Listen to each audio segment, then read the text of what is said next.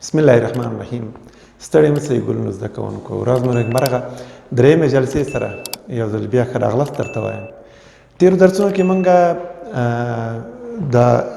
د پښتو ژبې اوازونه، توري، الفبا، یاګانې، واونه دا مو ټول وویل، او د دې ترڅنګ مو دا وویل چې پښتو کې ټول توري ټول څو دانې دي؟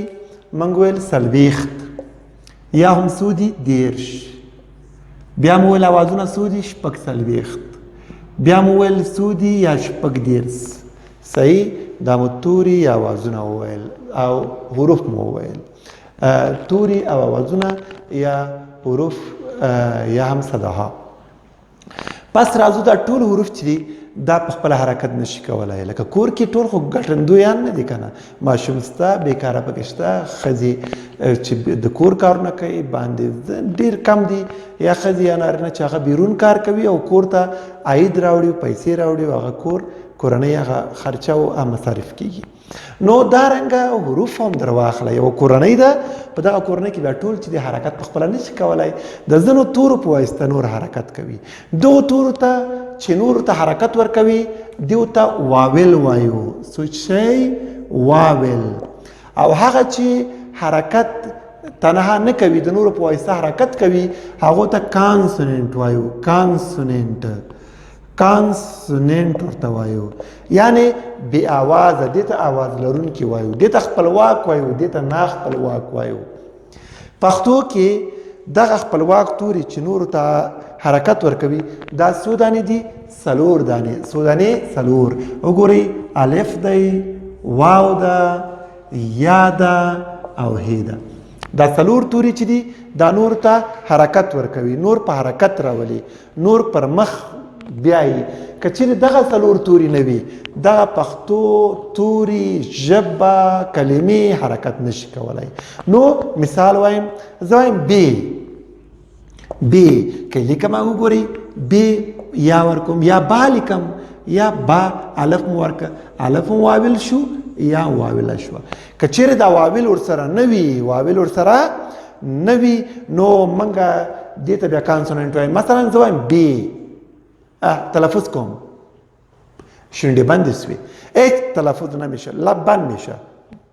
با یا بی وقتی که واول بتم توسطی واولی حرکت میکنه در غیر یعنی ای کانسوننت است. پس ایره صدادار میگم، آواز لرونکی کلمه حروف ورته وایو.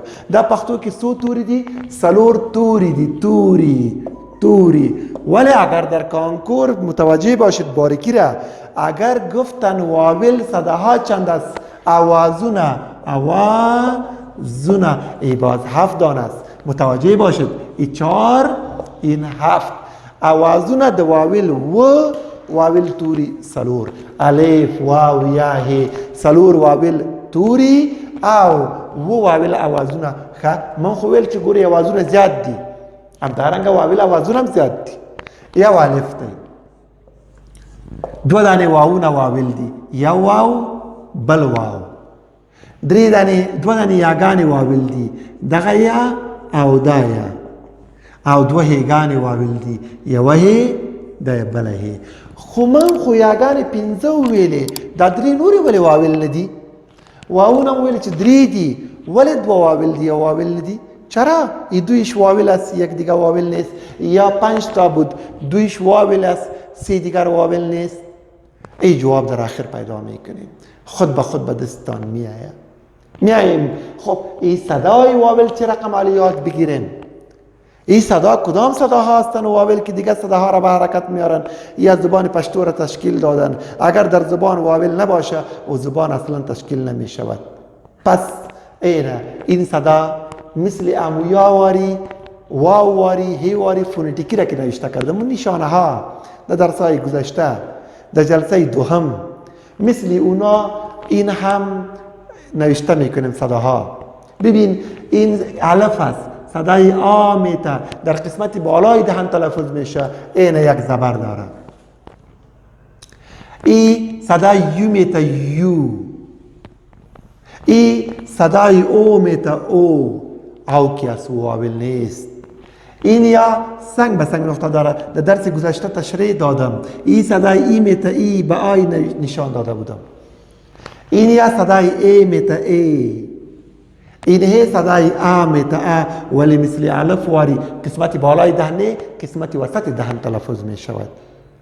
و این هی که از صدای ا میته ا، قسمت پایین دهن تلفظ می شود. قسمتی پایین دهن تلفظ می شود.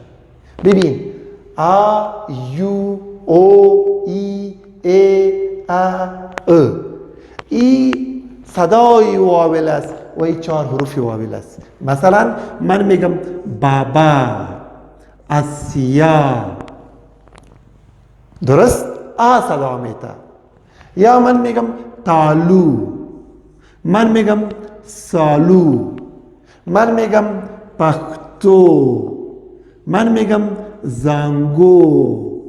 اینه من میگم خادی، خادی، من میگم بیاتی، بیاتی، من میگم ادی، ای، من میگم ناوی، ای، من میگم لخته، لخته، من میگم غرمه، چاشت، چوب، مادر، عروس، خوشی، قیچی، پشتو، گهواره، تالو کام، سالو چادری زنانه. من میگم اینه ای صدا میته ا، زړه، قلب. من میگم پسه، بره. اینه ا ای او یو آ. این صدای واول شد. اگر این را یاد گرفتین پس مذکر و مؤنث یاد گرفتین. چی مانا؟ این مؤنث، مذکر، مؤنث، مؤنث، مؤنث. این مذکر و مؤنث است. مؤنث، مذکر.